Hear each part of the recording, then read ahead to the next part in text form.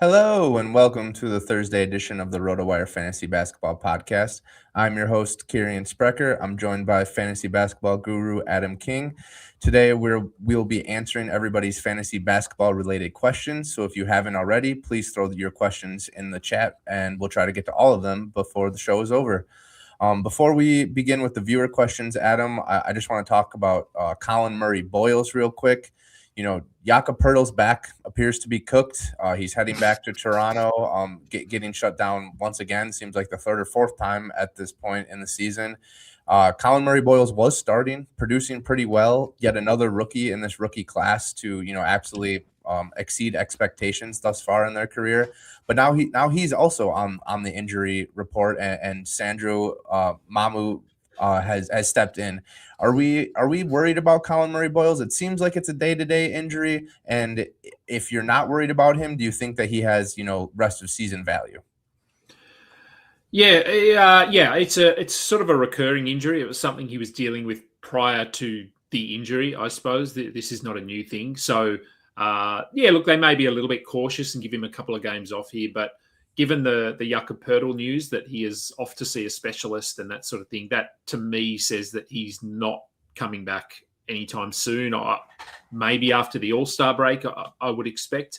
No, I think if you have Collin Murray-Boyles, you just have to hold him. There's no indication that he's going to miss time up until the All-Star break. Like, I think he'll be back in the next week.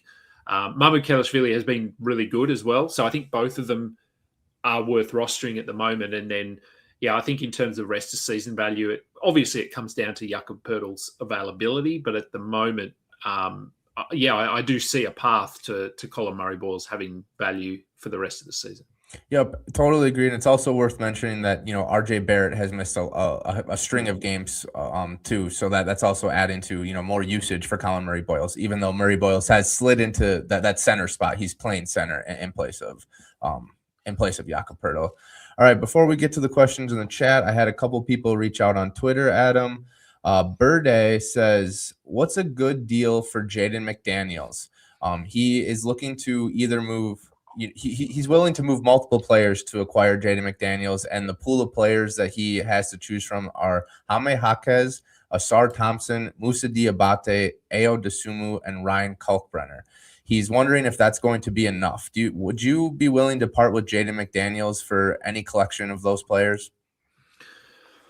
I mean, McDaniels is probably, obviously he is the best of all of those players by a decent amount.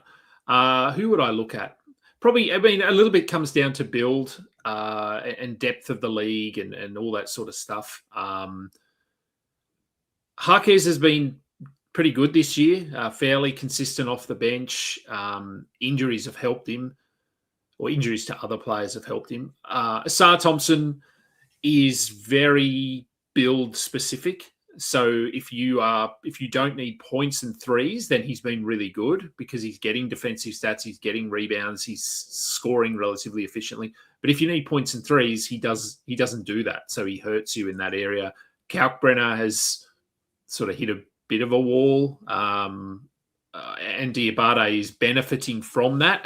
So it's hard to know who of those two has the best rest of season value. I think that'll come down to Charlotte's results and whether they can actually push for a playoff or play-in spot. So if I was moving McDaniels, I'm not sure that there's three players there that are good enough. Jaquez maybe, but again, he's relying on injuries. So no, I'd probably aim a little bit higher if I could, because they could all be outside the top 100 when we get to the end of the season. Yeah, totally agree. And just for clarity, Birday also says he's currently sitting in first place, but the other team that is tied with him, he's a little bit more worried, or they're a little bit more worried that team has a little more firepower than Birday has. So they're just looking for a little bit of an upgrade. I totally agree with your sentiments there. I think you're probably going to have to do a little bit of an overpay if you want to get McDaniels. He's been top 50, top 60 player most of this season, and I don't see that slowing down anytime soon. One more question from X Twitter. DeMarcus Cousins. I don't know if this is the real DeMarcus Cousins or not, but perhaps. 12-man ESPN league. Do I trade Cam Spencer and Emmanuel Quickley for Kyshawn George and Brandon Miller?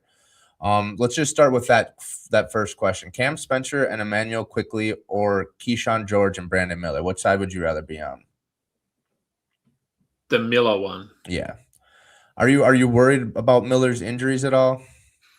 A little bit. I'm aware of them, and I do think that, I don't know if it was on this show that I've said that I think he probably needs surgery on that shoulder, and they're just managing through the season. So we could get to a point again where if Charlotte go down their usual path of losing games and other players getting injured, then they could certainly pull Brandon Miller from the rotation and get that surgery. So that is in the back of my mind. But what was the other side? Emmanuel Quickley and Cam Spencer. So Cam Spencer, yeah. you're kind of just hoping for a John Morant trade, and Emmanuel Quickley could get traded too. He's been in the rumor mill a lot recently with the Raptors looking for an upgrade there. So I think it's pretty fair to say you'd rather be on Kyshawn George and Brandon Miller. And then the other part of this question was Jonathan Kuminga. Would you rather pick up Jonathan Kuminga or Ace Bailey? Oh. Is there a third option of neither? Would you rather hold on? Would you rather hold on to Collin Murray-Boyles or pick up one of those two guys for production now? I don't even know if Kuminga is going to be in the rotation next game. I'd hold Collin Murray-Boyles. Yeah, I think that's fair. I would probably rank CMB, Ace Bailey, and then Kuminga. Kuminga didn't get into that game. He had the big game the other night. They were getting blown out, not playing any defense, and he didn't see playing time until the second quarter. And it wasn't like they were playing winning basketball when he was on the court. So I'm definitely pumping my brakes on picking up Kuminga. I still think his value would be higher if he gets traded. All righty. Thank you for those questions on X, Twitter. Hopefully you guys are tuning in to hear those answers. Let's get into the viewer questions now, Adam. CY thus says, traded Cat Rollins for Booker and John Collins. What are your thoughts rest of season? Needed points, 9 Cat, 16 team. Also, is Cam Johnson worth stashing? So let's just start with this trade here first. Cat, Ryan Rollins, and Booker, John Collins. Which side would you rather be on? Cat. Yeah. I think that's tough. You're looking for points, and, Booker yeah, he's going to score a lot. I just think that the Kevin Porter Jr. news here kind of seals the deal because Ryan Rollins gets a huge boost now. So I think I would rather be on that side too, even though the Knicks do not look good right now, Adam. So Let's see where that goes. And then, are you stashing Cam Johnson at all? Generally, no. But in a 16-team league, points league, possibly. It would probably come down to how many IR spots I have. If you have multiple, then yeah. But if you only have one or two, then I don't think you need to. Yeah. Still not doing contact as of earlier this week. And I think Johnson's value will be higher when Jokic is healthy too. And so that's probably another 2-3 weeks. So you can probably leave him on waivers for at least another week. Jay Sizzle says, I'm trading Bam Adebayo and Dylan Brooks for Denny Avdija in a 9-cat 10-team head-to-head league. Did I win this trade? I think I'm going to say yes here, Adam, just because I like Dylan Brooks, but now that Phoenix is fully healthy, there's just a lot of mouths to feed in Phoenix. I think Brooks is still, should be rostered and should be played, especially, 10-team maybe rostered, but especially in like 12-team leagues. And then I think Denny is just the clear-cut number one option on this list, the only all-star on this list. So I think I'd rather have Denny than Adebayo and Dylan Brooks. How about you? Yeah, I think that's fine. Obviously, people when you're trading, you want to feel like you won. So I think this is a situation where you can feel like you won. But I think the other person potentially could feel that way as well if they were looking for some depth. Like there's obviously a context for every team in a trade. So, but no, I think you've certainly come out with the best player there. And yeah, Dylan Brooks, he's been really good this season, but Jalen Green's back now. Colin Gillespie has sort of earned a significant spot there. Jordan Goodwin's playing well off the bench. Grayson Allen's playing well at the moment. So there's a lot of mouths to feed now in Phoenix. So Dylan Brooks could end up certainly being if not a droppable player, someone that's sitting outside the top 100. So, yeah, I think you've done okay. Yeah. CY says Larsson, Pickett, or Jonas Valanciunas for best player to stream this week. All have 3 games over the next 4 days. 16-team, 9-cat league. Who are you taking out of this list, Adam? Larsson. Yeah. Hero's out at least definitely through this week. Khalil Ware is now on the injury report. He's going to miss at least a game, maybe a couple games here. And Davion Mitchell is also on the injury report. Larsson's been playing well. Jalen Pickett, we're not really sure when Christian Brown is coming back. And I just think Larsson's outperformed Pickett, and Valanciunas is not going to play 35 minutes coming off of like the calf injury. He's also not going to play 3 games in the next 4 days. That's a very, very good point. Absolutely. Anthony says, hey guys, just traded away Trey Murphy and Cooper Flagg for KD and Pascal. Got vetoed twice, but finally went through. Thoughts on this league? Wasn't too happy. I'm in first at the moment, 12-team head-to-heads. I'm just, this is a side note here. I'm totally against vetoing trades. Obviously, like if there's like a very clear, you're trading away Chris Middleton for Cooper Flagg or something like that. That stuff is fair. This seems like a pretty fair trade to me. So am I off base on that one, Adam? Are you in the same boat with me? Yeah, I hate vetoes. Just leave it up to the commissioner. If you've got a commissioner that's knowledgeable, they will be able to tell when there's collusion or anything like that, and they will be able to approach the teams individually and say, hey, what's going on here? But yeah, I think, and for a trade like this, yeah, as you said, this is fair. I would argue that you're taking the risk here by getting Pascal, because we may get to March and he's not playing much. So, I think it's certainly a fair trade, and I would get rid of vetoes as soon as possible. Yeah, absolutely. 95 says, good afternoon. What are you guys doing with Maxime Raynaud, 12-team, 9-cat specifically? Yeah, I think 12-team, it's probably time to move on from Raynaud. Sabonis is back. He missed the second half of a back-to-back. He's only playing 20 minutes, so Raynaud's still starting. But Dylan Cardwell has been just more productive than Raynaud. So now only is it Raynaud and Sabonis, it's Raynaud, Sabonis, and Cardwell. And I think Cardwell's just outperforming Raynaud at this point. So I think it's probably time to drop Raynaud. I guess maybe in the back of your mind, you're thinking about, maybe Sabonis gets traded or something and you don't want to move on from him yet. But even when Sabonis was out, it wasn't like Raynaud was a world beater. He was just a pretty solid fill-in, right? Yeah, and if that is your sort of logic here, that we're waiting for Sabonis to be traded, well, we saw yesterday they played without Sabonis, and it was a minute split, and Cardwell closed the game. And as you said, he was more productive. I think Raynaud is the better offensive player, but Cardwell, he's a far better rebounder, defensive player. So, yeah, even if Sabonis is traded, I don't think Raynaud is stepping into a 30-minute role. I think it's a minute split at best. So I think we're okay to move on from Raynaud, as you said. Even when he was starting and playing those starter level minutes, he was a borderline fringe kind of guy anyway. So yeah, I'm certainly okay with moving on. Random Cardwell stat, only 3 players in the league are averaging at least 7 rebounds while playing under 20 minutes per game. Mitchell Robinson, Andre Drummond, and Dylan Cardwell. So he's an elite rebounder, even though he's not seeing those minutes. And like you said, Raynaud is probably the better offensive player. Another Raynaud question here. Also, if Sabonis gets traded, do you think Cardwell takes a position, or is it going to be Raynaud? Yeah, I think we just answered that.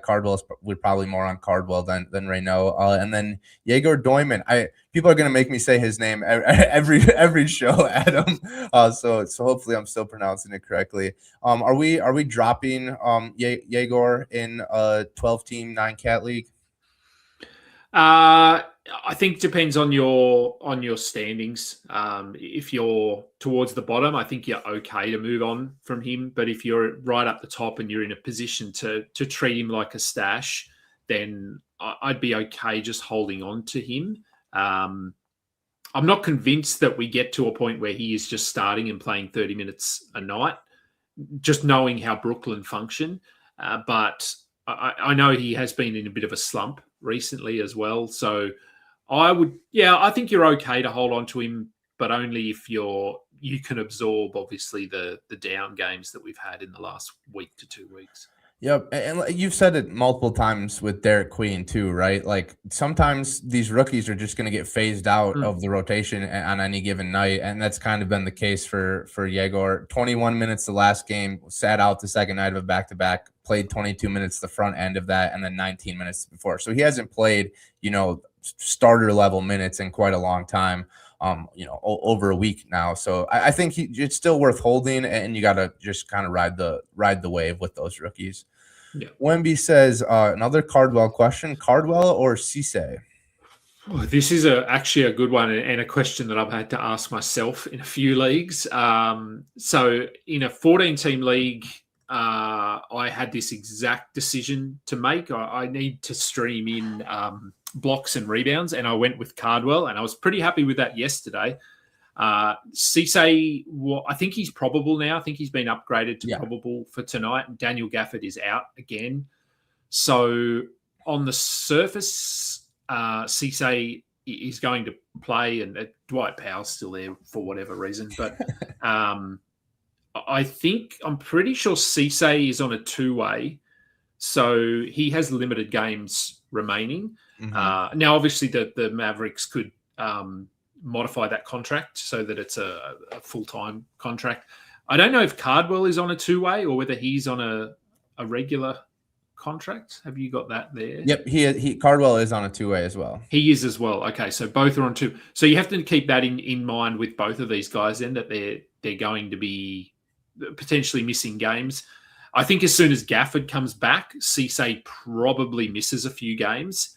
And Cardwell, I'm not sure. There hadn't been any indication yet. Who would I prefer? They're very, very similar. I would maybe go Cisse but only because of the fact that the competition for minutes and is not as strong. Like Daniel Gafford's been bad. Dwight Powell is bad. So to me, Cisse makes sense, whereas the Kings have another young center in Raynaud who has played well, and Sabonis, who's still there. So he hasn't been traded yet. So maybe I go Cisse just because I think his path to minutes is a little bit clearer at the moment. Yep, I totally agree. And then, if Sabonis gets traded, this becomes a little bit more of a conversation, and you probably flip the two. Yeah, I think so. Just for clarity, the two-way contracts, they're allowed to play 50 games, 50 NBA games. Cardwell is at 18 and Cisse is at 25. So yes, that's definitely something to look out for in the future. But we still got, at least a couple of weeks before we get to that. James Chan says traded Ryan Rollins and Peyton Watson for Zubac in a 14-team, 14 category Roto League. I think this is an interesting one. Obviously, Rollins gets the huge boost now with KPJ out indefinitely. There was no real timetable. It was just a Doc Rivers. He's going to be out a while, so we're not really sure. It could be a week, could be 4 weeks. And then Peyton Watson is just riding this hot hand with Denver completely, completely injured. Everybody, their entire starting lineup is injured. But I think this just comes down to what you need, right? You're trading a guard and a forward for a center. So if you need those center, those center categories in a category league, you want Zubac, right? Is that a fair breakdown? Yeah, I think so. Generally speaking, I would prefer the Rollins Watson side, just if we're looking at sort of pure value and not what categories you need. Just because as you said, with the Kevin Porter Jr. news, I think Rollins has been really good. Zubac hasn't been he's been fine, but the injury slowed him down a little bit. I think even coming into the season, some people were too high on him. But if you need big man stats, then Zubac is arguably the most consistent center in the league in terms of what he does. He does it very well. So yeah, I think this is fine if they're the categories that you need. Yeah, you nailed the Zubac thing. Like, he had probably his best season last year, and then people were expecting drafting him high. He's not a high upside guy. He's just a really high floor guy. Like, he's just super consistent. The only other thing about the Zubac thing I'll add is, the Clippers were horrible to start the season. They went on that little bit of a hot streak. They're currently sitting in the last play-in spot, but one more bad streak and they could be out of the playoff picture. So a lot of things in this trade, but I think it makes sense for both teams depending on what you need. Wemby, is Pods a must roster, Adam? That's a great question. 12 team. Yeah, I would say yes.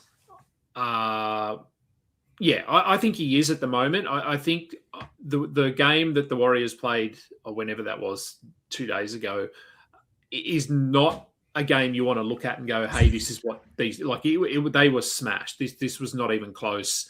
So don't look at that game and go, this is going to be the minutes allotment for these players. Like, it's totally wrong.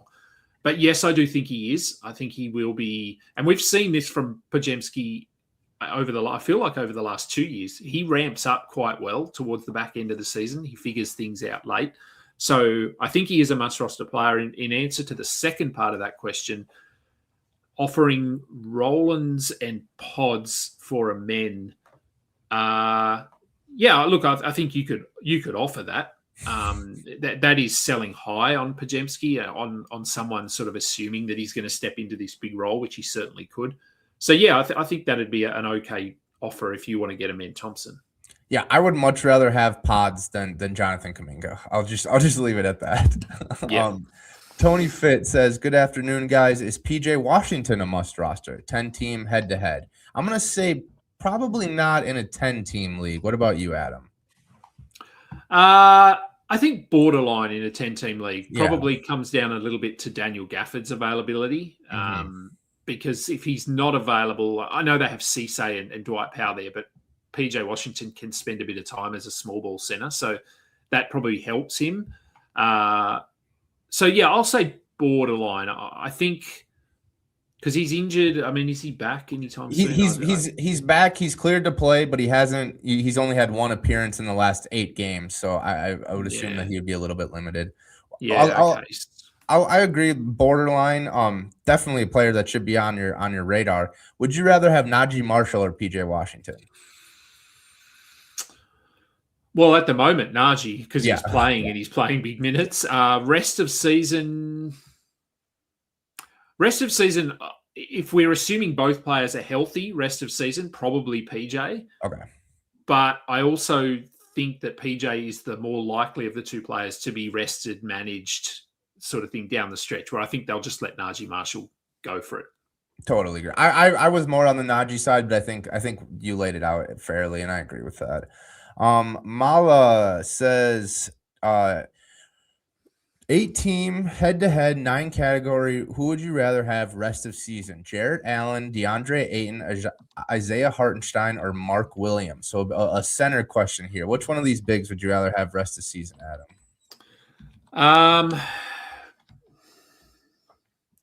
I don't. It's not Ayton, I don't think. It's probably Mark Williams. That's what I know the minutes have been a little bit frustrating, but I just feel like he helps you. He's probably the best defensive player of those 4, which is saying a lot because he isn't a great defensive player. But Jarrett Allen's block numbers haven't been great. Ayton doesn't get blocks. Hartenstein doesn't really get blocks or anything. So I think I'd go Mark Williams, despite the fact that he's only playing 25, 26 minutes a night. Yeah, this one was really tough. I think it's really hard because Hartenstein, like, I want to. You have no idea what Hartenstein's going to be. He hasn't played in weeks, and there's still no timetable for his return. OKC is probably going to be super cautious with him, so I'm just like taking him out of the equation right away. Jarrett Allen hasn't been like an exciting fantasy player in a long time. And so you're like, well, there's probably someone with higher upside. And does Mark Williams have that higher upside when he's only playing 25 minutes? I'm not quite sure. And then DeAndre Ayton is just DeAndre Ayton. You know, you're going to have the double doubles, and then you're going to have the 4 points, 3 rebound types of games. I think I'm going to be on your side too. I think it's between, for me, I think it's between Mark Williams and Ayton for upside, because Jarrett Allen, just like you said, the defensive production just hasn't been there. And I just think I like the Suns more than I like the Lakers at this point. I trust the Suns to be a more if you said this before the season, you would have been a crazy person, but I just trust the Suns to be a more competent team night in and night out than I do the Lakers. You know, who knows if Luka's going to play? Who knows if LeBron's going to play? Reeves is still out. Where the Suns are healthy and they're playing good. So I'm just going to roll with Mark Williams here. Yeah. All right. Before we get to the rest of these questions, a quick word from our sponsor, Dabble. Dabble isn't just another DFS app. It's the ultimate social platform where you can connect with other fantasy sports lovers. Dabble lets you win big. You can win up to 5,000 times your money this basketball season. Starting with Dabble is easy. New users get $25 free when signing up. No deposit necessary. Check out the link in the episode description below to download Dabble now. All right, we got a lot more questions in. Don't know if we're going to get to all of them. Really appreciate everybody chiming in. I lost my spot here. Intrepid says, hi, guys. How would you rank the following in terms of pre-trade deadline stashes versus season value? Khalil Ware, Cedric Coward, Naji Marshall, or CMB? I just said I really like Naji. Cedric Coward is one of my favorite players, favorite young players, another guy in this rookie class. And CMB kind of depends on, if Pirtle, if RJ Barrett comes back. We're assuming that they will eventually. So I think in this list, this is really tough. I think I'm going to go Cedric, Naji, CMB, and Khalil Ware. How about you? I think I'd go the same, but I might have Naji first. Okay. But yeah, definitely Ware last, because I just don't see Bam getting traded. Yeah, Collin Murray-Boyles, he's a rookie, as is Cedric Coward, obviously. So there will be ups and downs. And yeah, Jakob Poeltl, we have no idea what's happening with him. Mamadou Kelishvili has been good. So yeah, I think I'd just have Naji just ahead of Cedric Coward and Collin Murray-Boyles, and then Ware a pretty clear fourth. Cool. I like that. Dennis says, drop Myles Turner for PJ Washington. And is Wendell Carter Jr. must roster in 12-team leagues. He was dropped. Yeah, Myles Turner for PJ Washington. It just feels like a dirt fight at that point. I'm not really sure if you're getting a huge upgrade. But if you want to make a move and you want to get off of Myles Turner, it seems like a fine move. I just don't know how big of an upside swing that is. And then there's Wendell Carter Jr. must roster in 12 teams. He's probably borderline, right? I think his role has been pretty consistent. He hasn't missed much time, a couple duds here and there, but he doesn't have the upside to make him must roster, but he's definitely a player that, if you have an open spot, you should be picking him up and utilizing him, because he's going to give you production. Yeah, I mean, with any question like this, I try to put myself in the position of, if in my league these three guys were available on my waiver wire, who would I pick up first? And obviously it comes down to what stats you need. If you need blocks, I guess Myles Turner is probably still your preference there. But in generally speaking, despite, maybe having the lowest upside, I think Wendell Carter, just because of his role, and he's been very solid this season.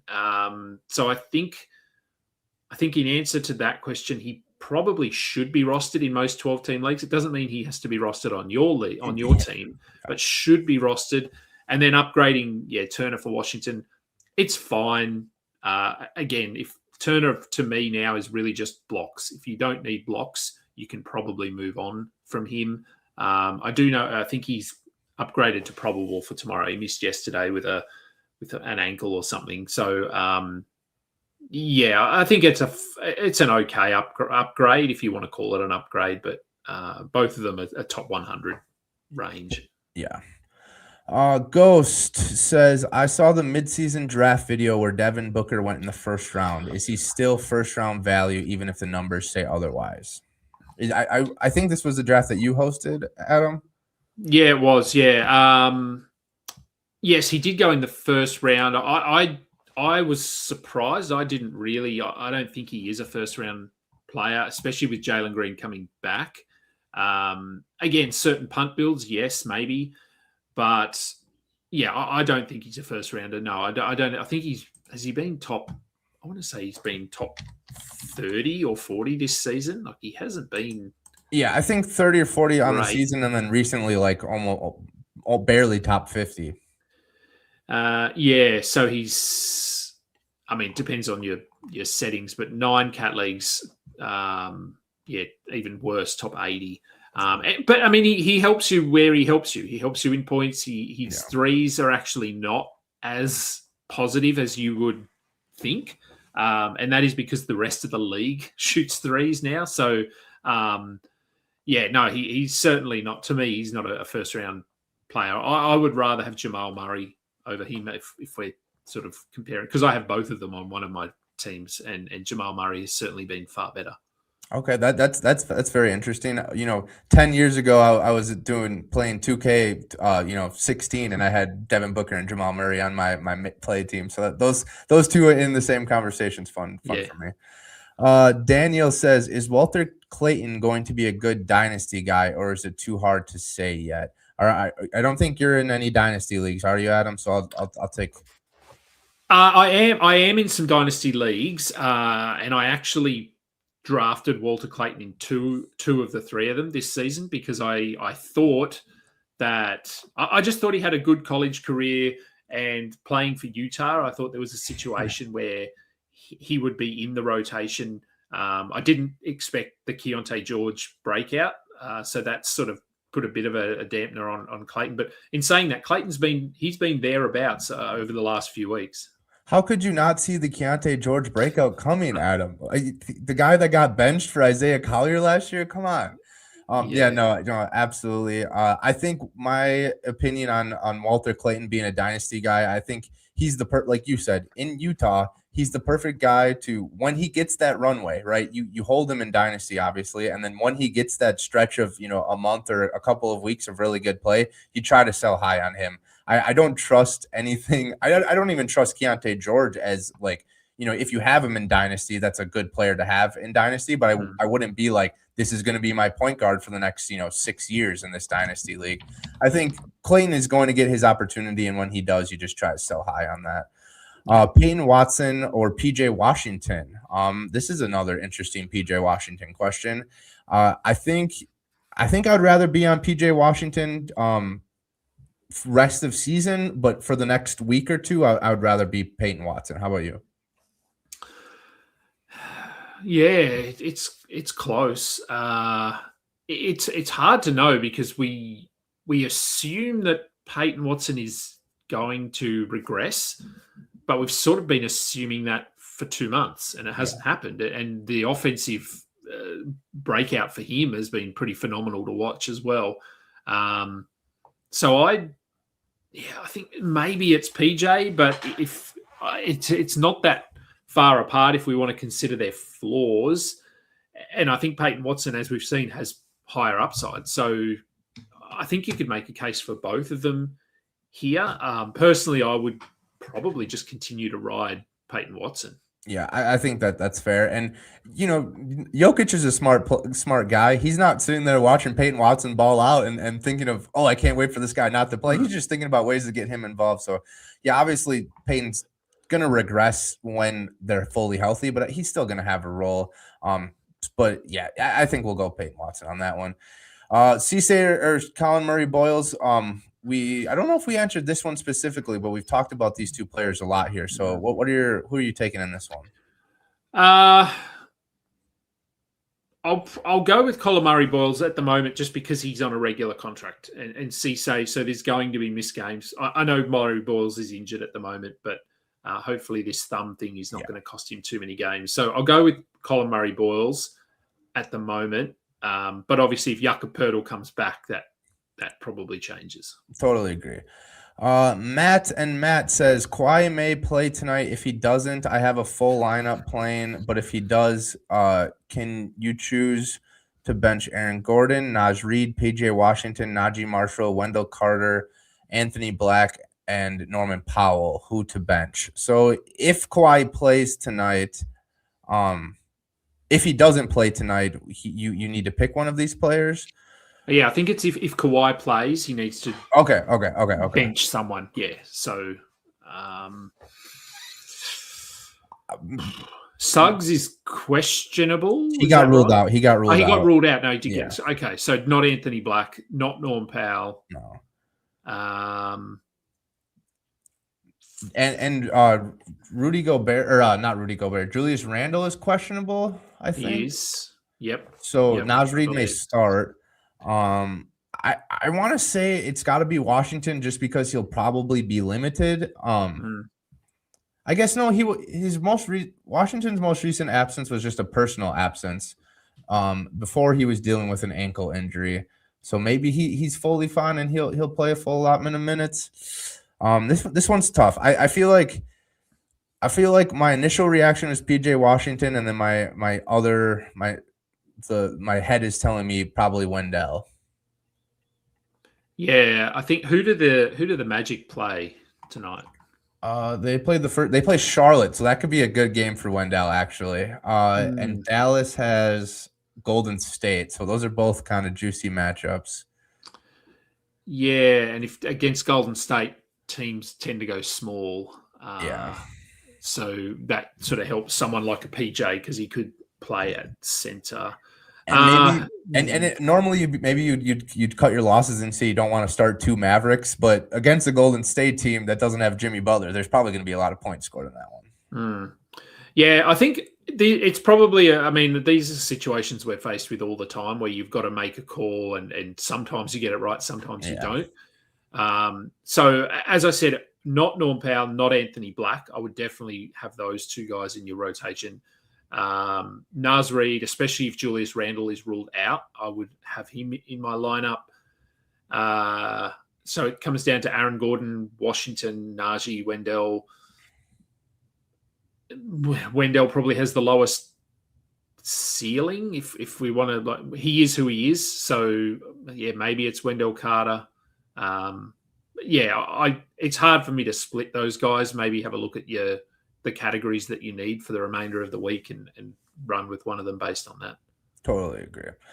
It is a points league, 18 points league matchup. So that's an important distinction. I think PJ and Naji and Aaron Gordon have a higher upside in a points league than Wendell does. Yeah, if it's points league, I think I'd lean more into Wendell. Yeah, I think Wendell. Yeah. Sounds good. Good question, Matt. Good question. A-Dub says, traded J-Dub and Nas for Paolo and Josh Hart. This is an interesting one. Obviously, J-Dub, we're not really sure when he's going to be back. Paolo has really struggled this year. So this one's interesting. I think, obviously, just because J-Dub's hurt right now, I think I would rather be on the Paolo Josh Hart side of things for sure. And we're not even really sure what J-Dub is going to be, what he's going to look like when he comes back. Yeah, I think I'd go Paolo, Josh Hart here. Yeah, Jalen Williams, we don't know. This could be an all-star break kind of injury. We know the Thunder are going to be really cautious in a situation like this. And Naz Reid has been up and down. He's certainly not the most consistent player because he's a sixth man. So, yeah, I think I'd go Paolo and Josh Hart because they're both starters and they both play a lot of minutes. For sure. All right, a couple more questions here before we get out of here. James Chan says Ace Bailey, Max Christie, or Bub Carrington rest of season 14 team 14 category leagues. Oh, I think this is Max Christie for me. I'm gonna look up a couple more things, but I think this is Max Christie just on gut instinct. How about you? Yeah, I'd only go with Bub if you need assists. I think that's where a lot of his value comes from. The points have been fine, but yeah, Carrington if you need assists. It's probably Max Christie. I know we're like recency. Max Christie has been really good the last couple of games.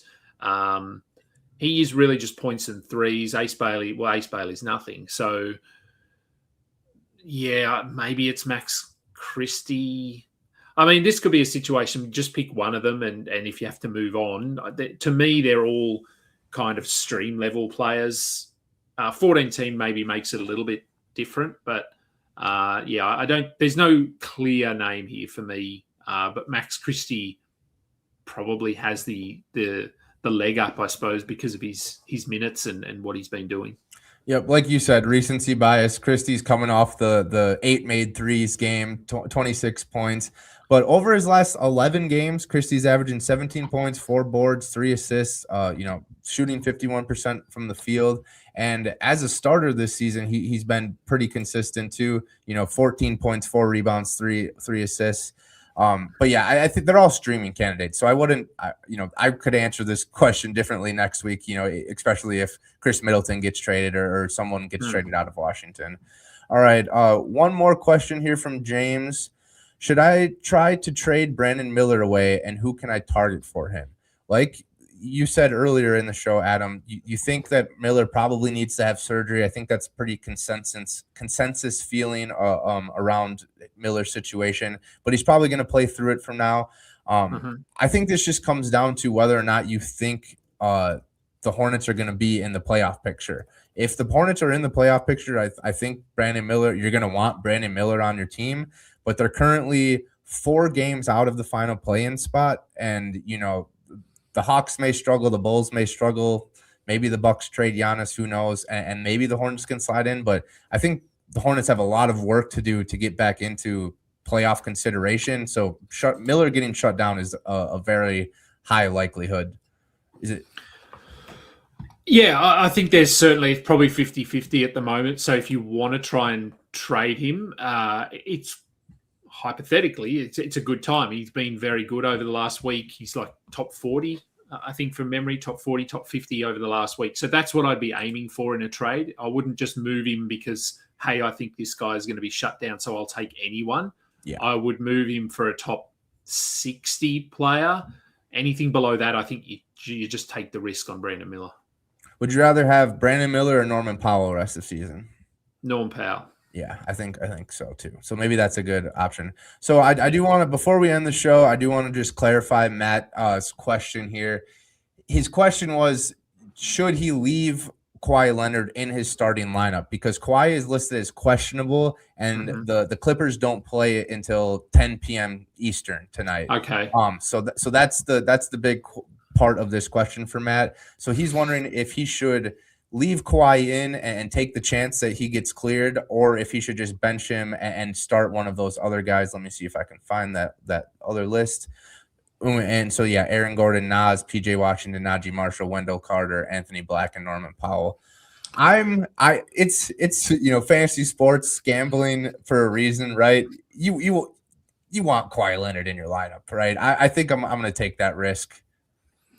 Yeah, I would. Well, if your league has settings where you have to set your lineup before the first game of the day, I would change that. For starters, I would change it so that you can switch them in and out until the starting time of their game. So you could the Clippers play late, but do one of those other players play late? Norman Powell. Norman Powell would be your best bet. They also the Miami also plays at 10 p.m. Eastern. Yeah. So I mean, that's probably the worst of all the names because he's probably the one you want in your team. Yeah. Look, I think as you said, fantasy basketball is gambling, so you have to take a chance. But also, I mean, is Kawhi limited? He's coming off an injury. It's a knee injury, so this is obviously knees have been an issue for him for years. So does he come in and only play 20 minutes, but then is 20 minutes of Kawhi better than 30 minutes of PJ Washington or Naji Marshall? So, it's certainly a risk here. Me personally, I would probably leave Kawhi on my bench, but that's just me. Like that's a personal choice.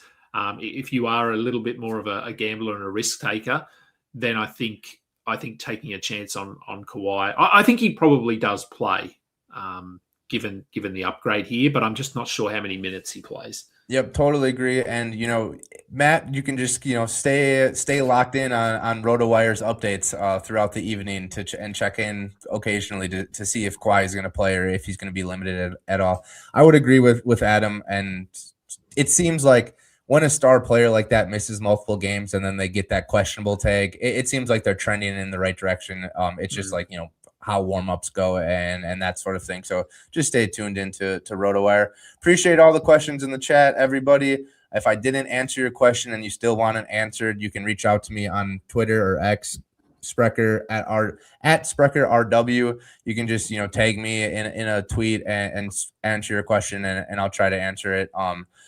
Really appreciate you hopping on again, Adam. I know you did double duty today, so also check out Adam on Locked On Fantasy Basketball with Josh Lloyd. They do great work over there. And good luck to everybody in their fantasy basketball leagues this week. Adios.